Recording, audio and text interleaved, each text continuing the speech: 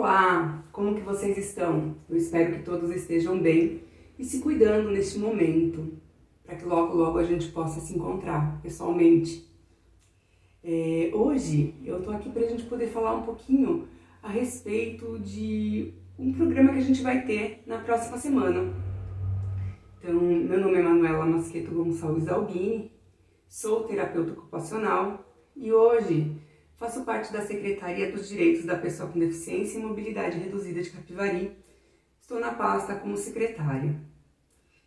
Inicialmente, eu queria agradecer muito as duas pessoas que estão comigo na secretaria, que não medem esforços para nos ajudar a montar a semana da palestra, a fazer todas as questões voltadas não só do autismo, mas também das questões das deficiências.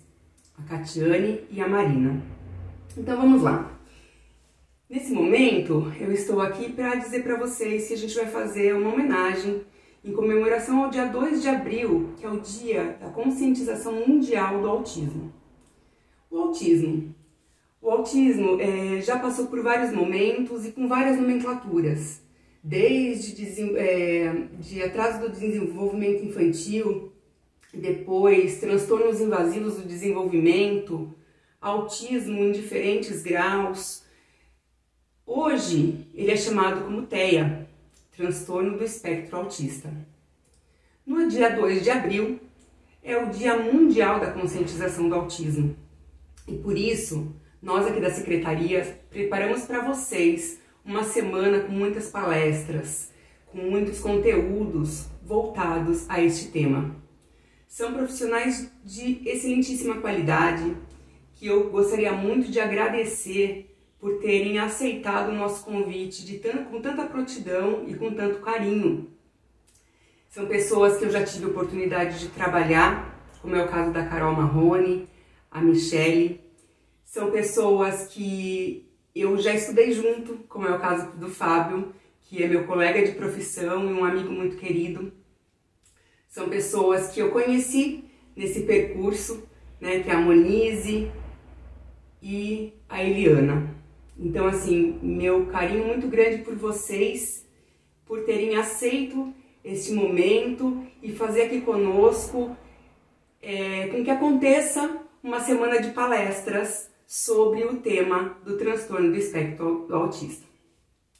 Falando um pouquinho do autismo, do TEA, como a gente tem falado hoje em dia.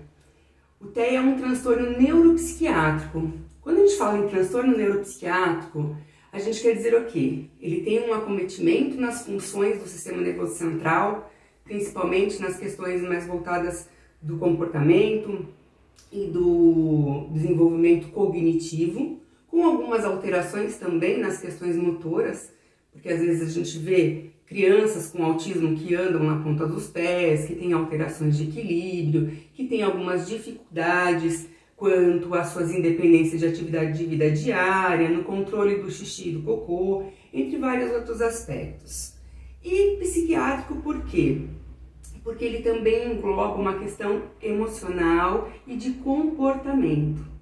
Então, por isso que hoje ele é considerado um transtorno neuropsiquiátrico.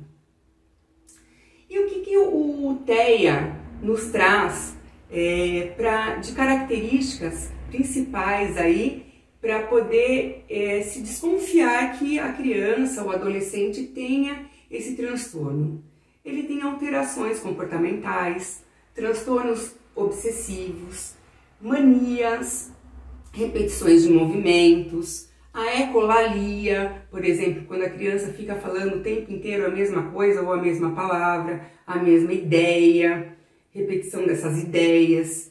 Tem também o que a gente chama de estereotipias, que são movimentos que a criança costuma fazer com uma certa rotina e com repetição desse mesmo movimento, principalmente quando ela está mais ansiosa, mais agitada, mais nervosa.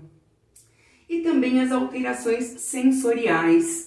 As alterações sensoriais, elas podem estar relacionadas ao toque, elas podem estar relacionadas a sabores, ao som. Então, algumas pessoas com autismo, elas têm dificuldade em perceber som mais alto, incomoda, acaba irritando, daí ela começa a entrar num padrão de estereotipia.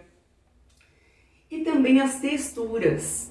Então, às vezes a gente percebe que tem pessoas ou crianças que vão pegar alguma coisa e elas ficam com esse sentimento de não querer pegar, porque essas texturas também incomodam. Então, isso a gente chama de alterações sensoriais. Além disso, a questão do vínculo, né, com outras pessoas, o contato visual, que muitas vezes essas crianças e essas pessoas com autismo não conseguem estabelecer, né, e tem essa alteração na questão da interação social e a dificuldade de comunicação. Então, assim, quando a gente fala de transtorno do espectro autista e os pais começam a desconfiar que seus filhos possam vir a ter algum tipo de transtorno, eles chegam às vezes no pediatra e dizem assim para o médico: doutor, meu filho ele tá com um atraso na fala, ele fica repetindo as palavras, ele fica repetindo os movimentos, ele tem uma dificuldade para ficar olhando no meu olho, ele não aceita o meu toque. Então, às vezes, quando as pessoas começam a desconfiar, chegam diretamente no pediatra, que é o médico que a gente tem mais contato direto quando criança. E aí, quando o pediatra ele tem esse feeling, ele começa a fazer os encaminhamentos para os profissionais. Então, assim, o transtorno do espectro autista, ele é de 3 a 5 vezes maior nos meninos do que nas meninas. E existem estudos já desenvolvidos nos Estados Unidos, no Canadá, América do Norte, que tem estudos mais desenvolvidos na questão do autismo, que dizem que uma criança autista numa família, que a mãe venha a ficar grávida novamente e essa criança for menino, a probabilidade dessa criança, desse irmão, né, vir também desenvolver o transtorno do espectro autista é de 50%. Então, a gente também considera aí que tem uma questão genética relacionada. Um outro aspecto que eu queria conversar com vocês um pouquinho, que eu acho que é de extrema importância, é a questão dos tratamentos. Os tratamentos são o caminho para esse indivíduo se desenvolver. Então, a gente divide em 2, tratamentos médicos e tratamentos não médicos. O que são esses tratamentos médicos? É quando a mãe está lá desconfiada, a família desconfiou que essa criança tem alguma alteração, que ela não está entendendo o que é, e ela procura o pediatra. O pediatra vai lá e ele vai fazer um encaminhamento para o neurologista ou para o psiquiatra, e aí começa a investigação diagnóstica.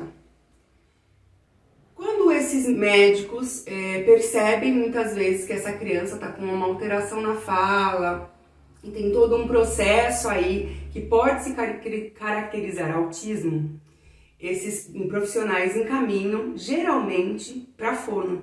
Porque, como a gente falou, que é uma alteração da comunicação, a criança às vezes não fala, essas crianças com o transtorno do espectro autista geralmente chegam primeiro para o fonoaudiólogo.